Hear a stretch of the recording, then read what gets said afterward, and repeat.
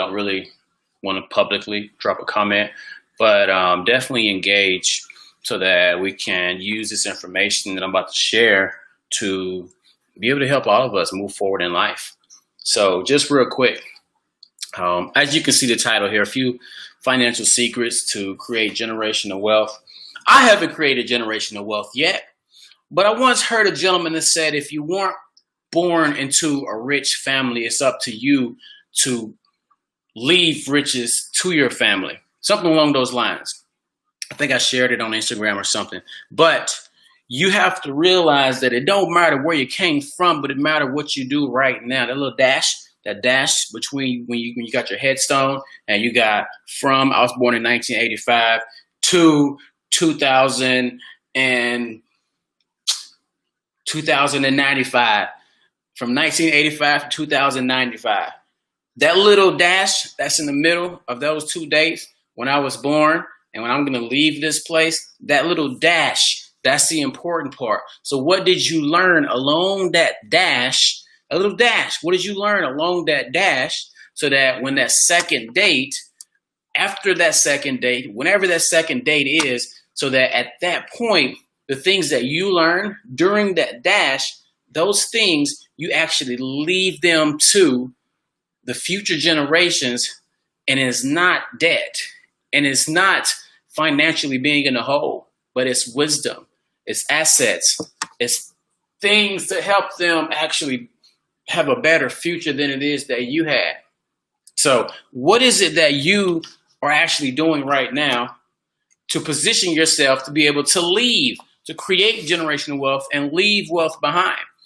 You should be asking yourself that, and a lot of times you don't know. You don't know what you should be doing. You don't know what's the best for you to be doing right now, because you don't know what you don't know until you know. And typically, you ain't going to know until you put yourself around the right people to start grabbing the right information so that you know what direction to go in. So I was blessed to be able to encounter this one gentleman that came into my life 2018, and he really started to pour into me. Let me know that, yeah, I see what you have accomplished. I see what you have done, and that might get you to this space right here, but you're not really positioning yourself to create generational wealth yet. You're not really positioning yourself to actually leave to your kids, to their kids, to their kids' kids, to their kids' kids' kids. You're not positioning yourself to leave them in a better situation than it was when you came along. So he started slowly but surely adding more and more to this list that he created. And you'll be able to get access to this list. I'll leave a link in the comments. You'll be able to get access to this link. But he started to train me on this list. He started to train other individuals across the world on this list. And he was able to accumulate this list by the life lessons that he learned throughout his professional life as a kid, and that he's been learning over these last couple of years. So I'm going to go through a couple different items. And these are things that I want you to take notes. You can take notes or just be ready to go to the website that I'm going to drop at the end of this video. But these are things you want to make sure that you put in place if you want to start to create generational wealth. I'm not trying to say if you're that person that's doing something right now that's bringing generational wealth. I'm not saying you're that person that was born into a family that created generational wealth for you. If you want to take where you are right now to start creating generational wealth, regardless of where you are right now, if you want to start right now taking to another level, you want to listen to this list. So first and foremost, don't put all your eggs in one basket. Typically, people say that and they think they're talking about don't have just one source of income. That's true, and we'll speak on that later. But I'm talking about don't put all of your money in one place. Now, typically, most of us have a checkings most of us have a checking account. Unless you're one of those who are unbanked and you just keep nothing but cash. You go to Walmart or the corner store or whatever, cash your check whenever you get paid. Unless you're that person. Typically, you have a checkings account. And then people who are a little more disciplined, they have a checkings and they have a savings account. Now, that's not enough though, because once that checking is, God forbid something happened and you have to wipe it out, you're pretty much depending on that savings account to take care of everything else. And pretty much you're going to be walking a straight, narrow line, trying not to fall over, trying not to have any accidents to put you in a position to where you're going to need to pretty much drain that income or drain that account. And then sometimes you're like, okay, well, I'm good. I got a credit card. But a lot of times we solely depend on that credit card. It can put you in a bad financial position for your future. So you want to have multiple accounts set up. You want to have an account that you use to take care of your lifestyle, your bills. A lot of times people say you want to have this amount of money set aside for your bills, and you calculate, okay, my rent is this much, my mortgage is this much, my electricity, my water, my gas. I think that's all the necessities. And you calculate that into your budget, and then whenever at the end of the month, there's more money after the money is gone, you're asking yourself, why don't I have any more money? It's because you didn't calculate your lifestyle expenses. You didn't calculate the fact that you actually go out to eat once every 2 weeks to a pretty expensive restaurant. You didn't calculate the fact that you go and get your hair cut twice a month and it costs this amount. You don't calculate the fact then that you got this kid every time you go to the grocery store that asks for this, this, and this, and you're so, whatever adjective you want to use, you're so that you give in and you purchase them whatever it is that they say they want. You don't calculate all those little things that are part of your lifestyle into the equation, so you really don't know how much you're spending because it's more than what that budget is that you created strictly for your bill. You want to have an emergency account. So an account that, God forbid, something happened, you broke down, alternator went out, whatever went out. You got some money set aside to go towards purchasing whatever is needed to repair whatever that is, and then you're not left to where you can't pay your regular bills because your regular bills are over here safe. That money is over here safe in your bills and lifestyle account. And then when you get to a certain point, you want to have a fun account. Have you an account that, like, you know what, every 3 months, I'm taking my family on a trip. We're going to go out to the cabin and wherever, or we're going to go to the beach and we're going to enjoy ourselves. We're going to go to Disney World, to wherever. But have your fun account set aside to where you don't have to dip into your emergency fund. You don't have to dip into your bills money whenever it comes time to take that trip. And you don't have to say, okay, let me make sure I don't take this much from my money because then I won't be able to pay my bills. No, you have that emergency, you have that fun account. So all of that money in the fun account you can use. Just know, okay, the next trip, I'm only going to have this much left. But you can start dropping more and more into that as you generate revenue. And then last but not least, a savings account with a purpose. Now, savings with the purpose is pretty much you label it for whatever purpose you want to label it for. If you want to invest in something, if you want to make a large purchase, if you want to, I don't know, you want to donate a large lump sum to a college or to a scholarship fund, whatever purpose you want. But that account specifically is for that purpose. So those are 4 accounts that you want to make sure that you have set aside to where you can position yourself to be so much more financially responsible and financially respectful to yourself and to each of those different areas. Now, the next pointer is how much you should have in your emergency fund. I'm not even going to give the amount that he has on the list. You're going to have to go to the link and get access to the list to get the exact amount that he has. There's lots of things out there that tell you how much you should have set aside for an emergency fund, but we're going to keep moving. The next thing on the list is to have at least a term life insurance policy. Now we're going to sit on this one for a little bit. We're going to talk about life insurance in general. Many of you probably don't know, I used to be a licensed insurance agency. I dealt with whole life, term life, and annuities down in Miami, Florida. I worked out of an office in Miami Lakes, and I served all throughout Miami-Dade and Broward County, all the way down exit 1, going into the Florida Keys, all the way up into Broward, going up towards whatever the next counties are, West Palm Beach. Where I got into West Palm Beach a little bit, but anyways, that southeastern tip of Florida. That was my territory. I was a licensed insurance agent. And one of the things that we commonly said when we went into the homes was, it's better to have it and not need it than to need it and not have it. Now that's the actual insurance, the whole purpose behind it. That's that whole argument. to have it in place, God forbid something happened and you actually need it, than to need it. And you know what? We don't have the money to do this for this person. You got someone that passed away, to take care of these debts, to continue to live a certain lifestyle whenever that breadwinner is gone. You haven't put the money aside, but if you have a life insurance policy, it can really help you in that specific situation. Now, we say at least a term policy because term life is simple when it comes to understanding how long it's going to last, how much it costs, for what period it's going to cover. And you can actually, it's flexible to where you can extend it whenever you want to extend it. And there's varying different ranges. Some people can take out a policy for a couple, tens of thousands of dollars if they know exactly how much they're looking to spend on whatever they're taking that policy out on, all the way up to millions of dollars, maybe even billions of dollars. I've never heard anybody taking out $1 billion insurance policy, but definitely millions of dollars. But there's some policies out there specifically termed that I know of, that I specifically deal with, to where you can get up to $100,000 in term life insurance for less than $100 a month. Plus, you don't have to have an exam for any type of pre-existing conditions. Now, right now, there's so many people. I mean, it's sad. It's sad. We've been dealing with it since March. There's so many people that are passing away left and right. And then you're seeing these GoFundMe accounts popping up because nobody had the money to take care of the expenses.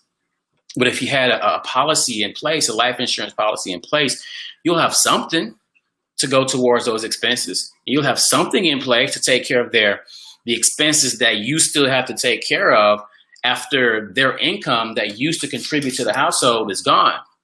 So it's just so important to have some type of life insurance in place, at least a term policy. And then when it comes to whole life, like a lot of people don't realize that some of the wealthiest of people across the nation, across the world, a lot of their wealth actually came from life insurance. There's savings accounts built into life insurance. There's investment components built into life insurance.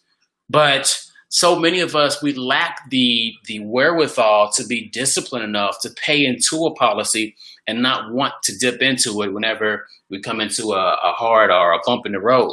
But when we come into that bump in the road, if we have our 4 accounts in place, typically we'll be taken care of. We won't have to worry about dipping into that policy.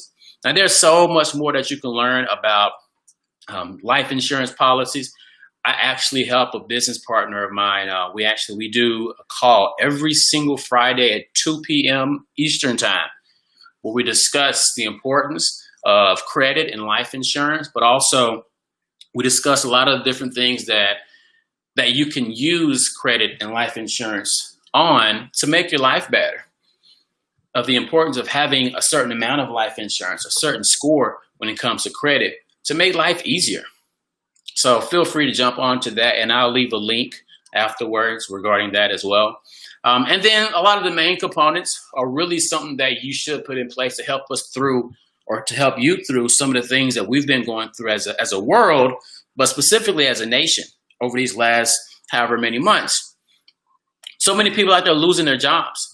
So they don't have enough money to keep them going for the next however many months because they lost their job. Their income is gone. But if you have at least a month's worth of income set aside, it'll be a little less stressful whenever something happens like we're currently going through. If you have 3 months set aside, even more relaxing, less stressful. But you want to get all the way to you have at least 12 months, a full year. Now, how would you feel right now with everything that's going on? How would you feel right now if you knew you could actually live this type of life to where they say you can't go to work, to where they say, I don't want you to go out unless you got on a mask, and you just don't want to wear a mask?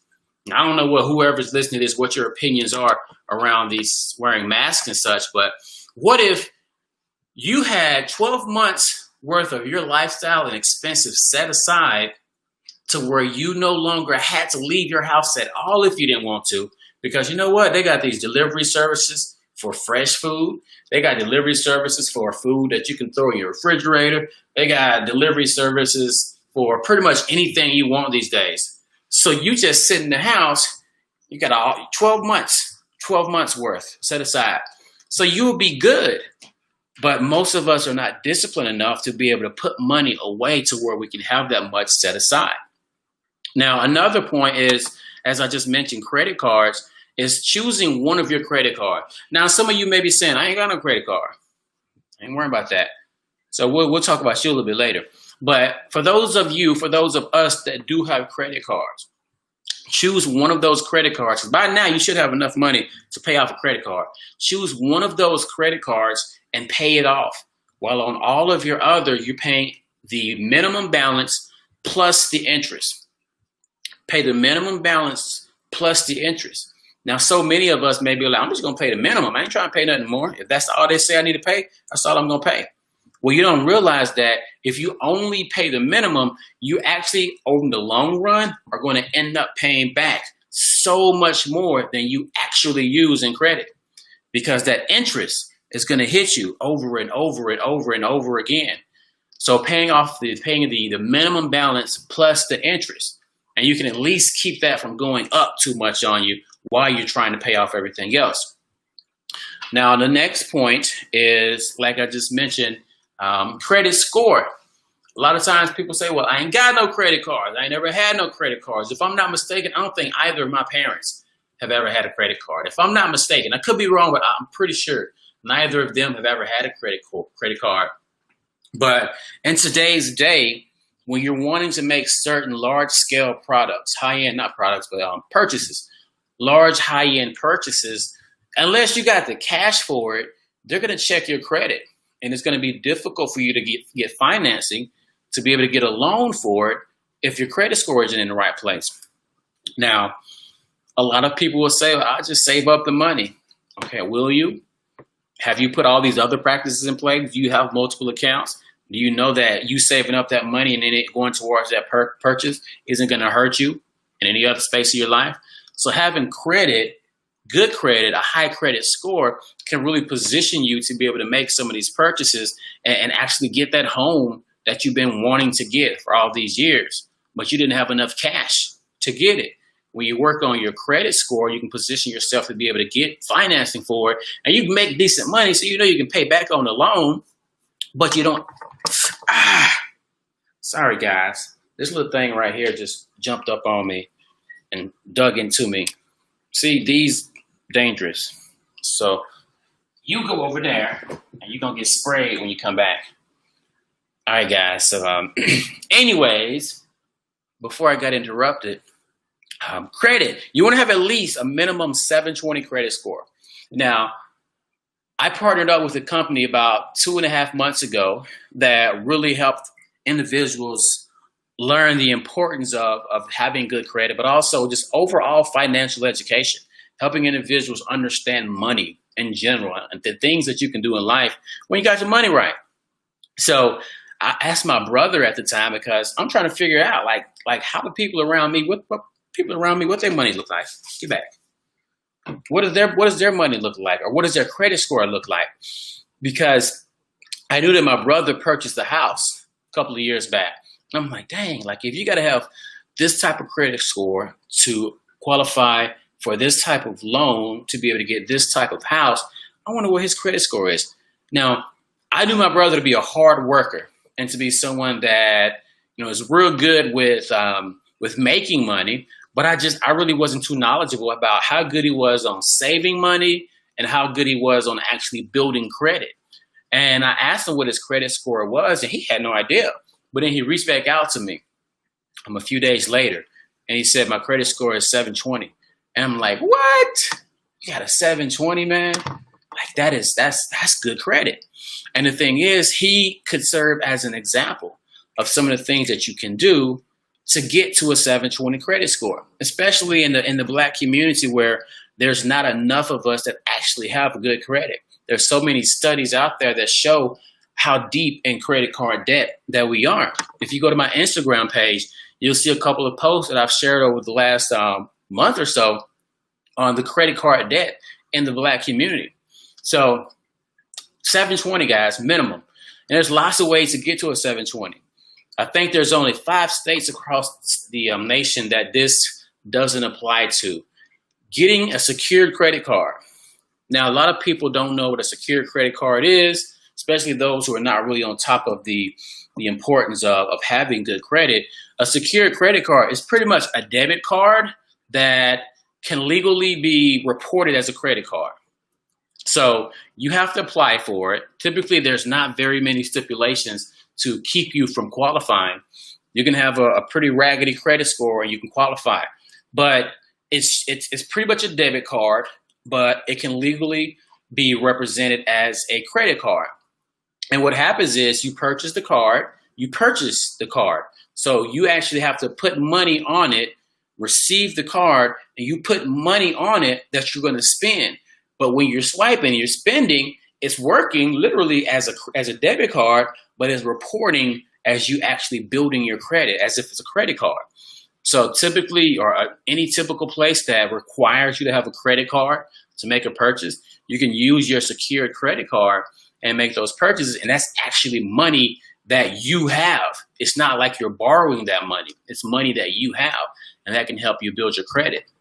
If you need some assistance on figuring out how to get the best secured credit card for you with the lowest interest rate, drop a comment.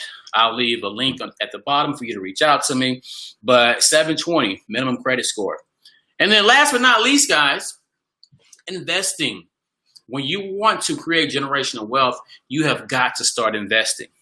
Now, I have an individual that I work with, a lady out of Southern California. I've been helping her do some things in the real estate space, and I learned so much while working with her. And just thinking about the whole fact that real estate is not just, most of us, we hear real estate and we think buying houses or buying buildings, but real estate is actually land also. Real estate can actually be the water that runs on your land, can actually be the oil or the minerals that are in the ground on your land. There's so many different things that qualifies as real estate. But investing in real estate is one of those things that really can create generational wealth. Let's say you live on a plot of land and that land has some type of valuable resource on it. And you had no idea. But you're out in the backyard one day, we're going to dig us a homemade swimming pool, just playing around. And you find some weird looking stuff under the ground. And then you call somebody out, somebody who got some sense, and they tell you, like, stop digging, that looked like something weird. They call somebody else out. Eventually they get a professional out there. This is actually an expensive material, some type of expensive material, some type of mineral that they use to put in some type of medicine, whatever it may be. But there's so many different types of real estate that you can get into. So I really encourage you to learn about real estate. And if you really want to learn a lot of in-depth information about real estate, there's a young lady, her name is Dr. Shirley Ferguson. I would definitely tell you to reach out to her. And there's another young lady out of New York by the name of Sharice Collier Cooper. I would say to reach out to her as well. Both of these women are very skilled when it comes to real estate in various different spaces.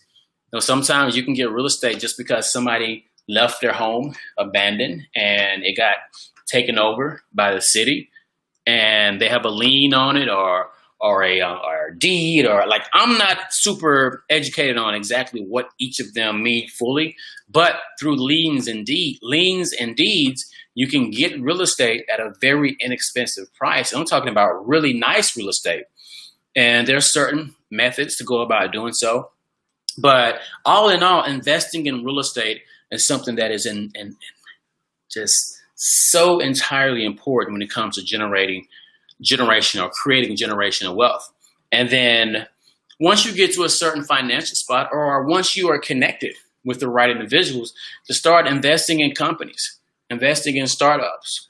I'm actually in the process right now with a partner of mine of creating a couple of different companies. We got investors who are putting money in. So a certain percentage of our revenue, over the next couple of years is going to go to those individuals based on the terms that they sign whenever they agree to the investment partnership. So investing in startups. And then last but not least, guys, is you got to figure out what has worked for you. And if this checklist has worked for you, you continue to repeat it. So let's say you started all the way at the top and you put a certain percentage or a certain amount of money in each of your accounts. Double that once you get everything checked off. You got 1 year of your income set aside, double it. Get 2 years of your lifestyle, not income, but 2 years of your lifestyle expenses set aside. You got a 720 credit score. You can't double that because the highest you can go is 850, but increase it, continue to increase it. And you don't stop there though. You pass it down to the next generation. So figure out what worked for you. What helped you create more wealth than your parents were able to create? What helped you get to another level, to a higher level than anybody in your family has ever been able to get to? Repeat it over and over and pass it down to the next generation. So guys, before I go, a couple of announcements. This coming Saturday at 3 p.m. Eastern time, we have a big announcement we're making. And I say we, I mean my guy, Chris Holder. We work very closely together, and I like to stay close to him when it comes to a lot of the things that he's really putting out there. But a huge announcement on Saturday, 3 p.m. Eastern time. You want to be there because you have the opportunity of getting a little paper. When I say paper, I mean like money. I ain't got none with me right now. All I got is plastic. But you got the opportunity to win some money if you're present. But if you're not present, you ain't gonna win none of this money. And the amount is undisclosed as of right now, but the amount will be announced on the call. So I will just keep following my page, follow my page, and you'll definitely get that information. If you want to keep getting that information, drop your email address somewhere. I wouldn't say in the chat, shoot me a personal message, drop your email address, and let's connect so I can make sure that anytime something like this is happening, you actually have access to it. So off those notes, guys, make sure you got your credit score right. You got some life insurance. You got your account set up. You're putting away each set of months, 1 month, 3 months, 6 months, 12 months of your lifestyle and bills, set it aside. And you will slowly but surely become that person. If you weren't born into wealth, you can become that person to create wealth and hand it down to the next generation. Off that note, I am out of here. I got some work to do, guys. I hope you guys going in, putting in work, making things happen. But I'll see you on the flip. Peace.